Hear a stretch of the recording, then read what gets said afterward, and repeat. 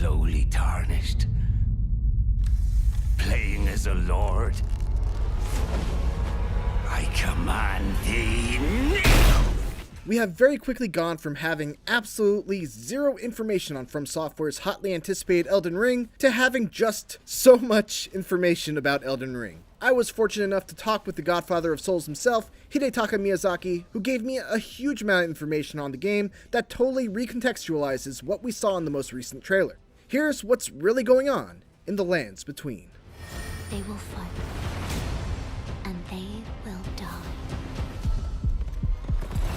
In an unending curse. The trailer opens up in a very typical Souls-like fashion, with a softly spoken woman uttering a very cryptic message. The Tarnished will soon return.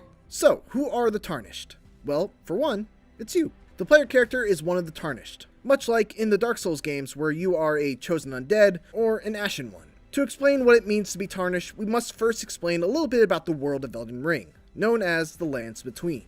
The Lands Between and the people who reside within it, both great and small, were blessed by the Elden Ring and the Erd Tree, which symbolizes its presence. Those given grace by the ring are characterized by having a golden aura that's predominantly shown in their eyes. However, after a time, for one reason or another, some individuals lose this grace, and were thus exiled from the Lands Between, labeled as Tarnished. Then, for reasons unknown, the Elden Ring was shattered. Its pieces picked up and carried by many of the bosses that you'll eventually come to fight in the game. The destruction of the Elden Ring calls out to the Tarnished and compels them to return to the Lands Between, guiding them back to their former home. According to Miyazaki, one of the main themes of the game is how the players, the Tarnished, approaches or treats this newfound grace and this return to the land that they were once banished from, how they interpret this and the meaning. Miyazaki wants the player to discover for themselves what this return means and how they want to begin their adventure.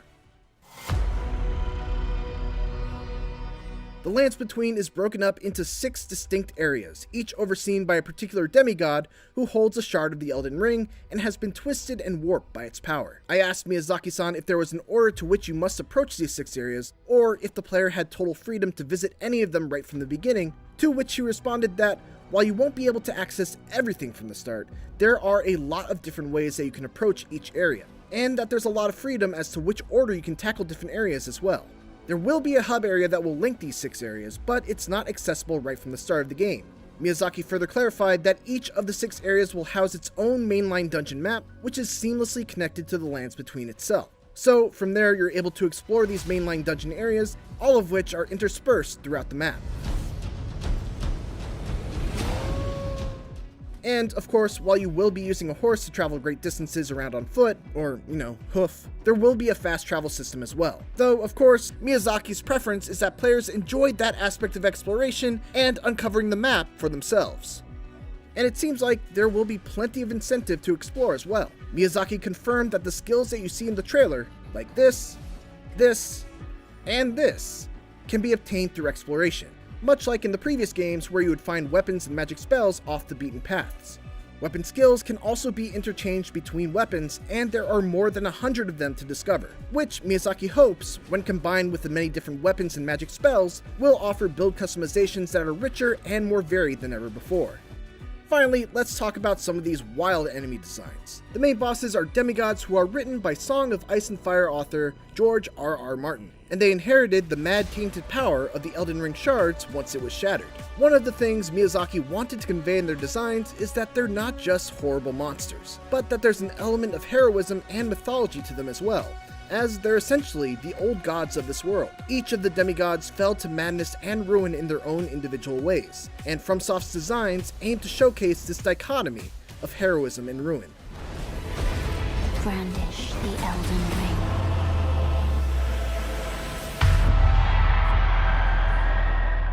A key focus in Elden Ring is to empower the player with a feeling of freedom, not just in the way in which they explore, but also in the ways they approach encounters in various situations. To that end, stealth is now a viable option in certain situations, like this moment from the trailer. You're able to crouch, sneak, and be less easily detected in tall grass.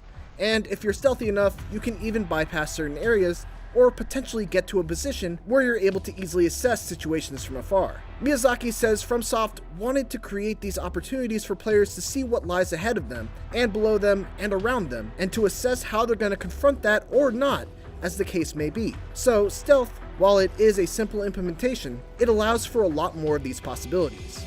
In addition to using stealth, another key gameplay feature is the ability to summon spirits to aid you in battle. This is nothing new to the Souls series, but what's different here is that you can actually summon the spirits of enemy characters as allies to assist you in battle. There are a large variety of them, so they're a nice collectible element within the game world to discover and equip as you go. Of course, Miyazaki also made sure to clarify that there would still be online summons where you could bring other players into your world for cooperative play as well.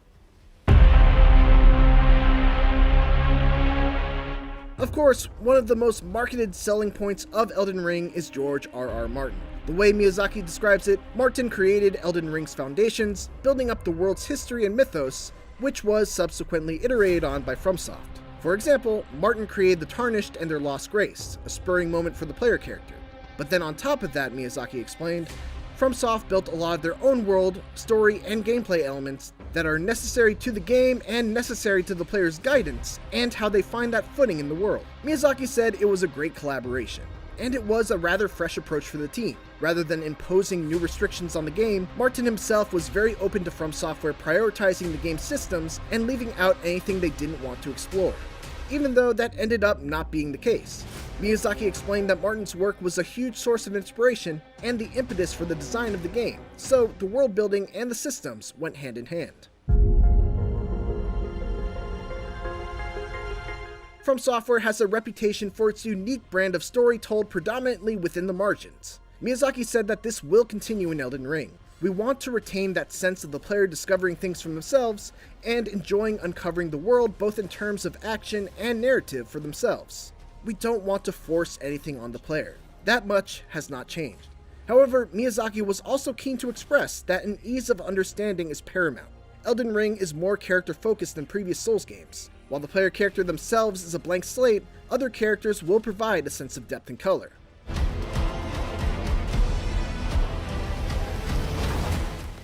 Even with all I learned about Elden Ring in the hour I was given to pick Miyazaki's brain, there are still so many questions. What about PvP? How actually does online co-op work? Why does this man have 2 axes, 15 arms, and a bird head that breathes fire as one of those arms? Like all Souls games, it's best to leave some information to be discovered for yourself. Fortunately, the wait is no longer without end, as Elden Ring is dated for release on January 21st, 2022. Make sure to check out the full interview on IGN for some extra tidbits of information, and for everything else, keep it here on IGN.